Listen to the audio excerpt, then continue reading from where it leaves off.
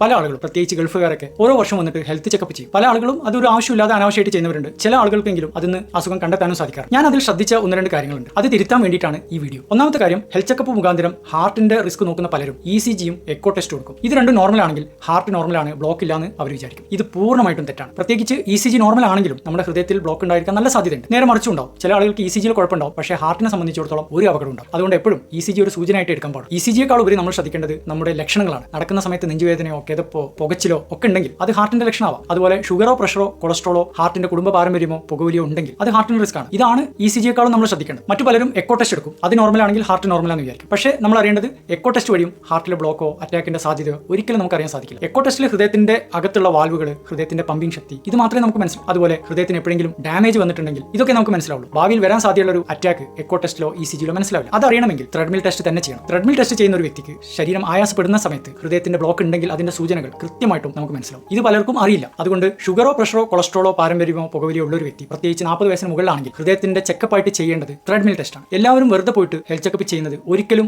ന്യായീകരിക്കാൻ പറ്റില്ല, അനാവശ്യമാണ്. Health checkup ആവശ്യമുള്ളവർ ആരൊക്കെയെന്ന് വെച്ചാൽ ഒരു പ്രായത്തിന്റെ അപ്പുറത്തേക്ക് എത്തിക്കഴിഞ്ഞാൽ നെഞ്ചിൽ അസ്വസ്ഥത ഉണ്ടെങ്കിൽ, അതല്ലെങ്കിൽ പാരമ്പര്യമായിട്ട് ഹാർട്ടിന്റെ അസുഖം ഉണ്ടെങ്കിൽ തീർച്ചയായിട്ടും ഹെൽത്ത് ചെക്കപ്പ് ചെയ്യാം. അതല്ലെങ്കിൽ നമുക്ക് വിട്ടുമാറാത്ത ക്ഷീണമുണ്ട്, അതിന്റെ ഒരു കാരണം എന്താണെന്ന് കുറേ ആയിട്ട് നമുക്ക് മനസ്സിലാവുന്നില്ലെങ്കിൽ ഹെൽത്ത് ചെക്കപ്പ് ചെയ്യാം. ശരീരത്തിന്റെ തൂക്കം വല്ലാതെ കൂടുകയോ വല്ലാതെ കുറയുകയോ ചെയ്യുന്നുണ്ടെങ്കിൽ, പ്രത്യേകിച്ച് അതിന്റെ ഒരു കാരണം നമുക്ക് അറിയില്ലെങ്കിൽ ഹെൽത്ത് ചെക്കപ്പ് ചെയ്യാം. വിട്ടുമാറാത്ത ദഹന പ്രശ്നങ്ങൾ ഉണ്ടെങ്കിൽ ഹെൽത്ത് ചെക്കപ്പ് ചെയ്യാം. എന്താണ് കാരണമെന്നറിയാത്ത ബോഡി പെയിൻ, ശരീരമാസകമെന്നുള്ള വേദന, അതിന്റെ ഒരു കാരണം കണ്ടെത്താൻ ഹെൽത്ത് ചെക്കപ്പ് ചെയ്യാം. അതല്ലെങ്കിൽ ഹൃദയമിടിപ്പ് വല്ലാതെ ഉണ്ട്, അതിന്റെ കാരണം അറിയില്ലെങ്കിൽ ഹെൽത്ത് ചെക്കപ്പ് ചെയ്യാം. ഇതല്ലാതെ വെറുതെ ചെറുപ്രായത്തിൽ പോയിട്ട് ഹെൽത്ത് ചെക്കപ്പ് ചെയ്യുന്നത് നിരുത്സാഹപ്പെടുത്തേണ്ടതാണ്.